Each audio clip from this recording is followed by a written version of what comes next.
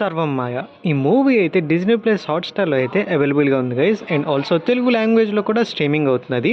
Movie గురించి చెప్పాలంటే not too good and also not too bad అనిపించిందండి. నాకైతే ఇట్ వాజ్ జస్ట్ డీసెంట్ అనిపించింది మూవీ అయితే. డీటెయిల్ రివ్యూలోకి వెళ్ళే ముందు మన ఛానల్ని ఇంకా సబ్స్క్రైబ్ చేసుకోకపోతే సబ్స్క్రైబ్ చేసేయండి. మూవీ గురించి చెప్పాలంటే స్టార్టింగ్ సమ్ మినిట్స్ కొంచెం స్లోగా వెళ్తూ ఉంటుంది, తర్వాత బాగుంటుంది.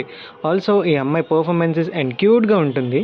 వీళ్ళిద్దరి మధ్య comedy scenes and also some scenes అయితే చాలా బాగుంటాయి. అండ్ ఎమోషన్స్ కూడా బాగుంటుంది ఈ మూవీలో. మీకు కానీ మలయాళం స్క్రీన్ ప్లే నచ్చితే ఈ మూవీ అయితే చాలా ఎంజాయ్ చేస్తారు. అండ్ ఆల్సో కొన్ని మందికి అయితే కొంచెం స్లో అనిపిస్తుంది మూవీ. నెగిటివ్ ఏంటంటే స్క్రీన్ ప్లేనే.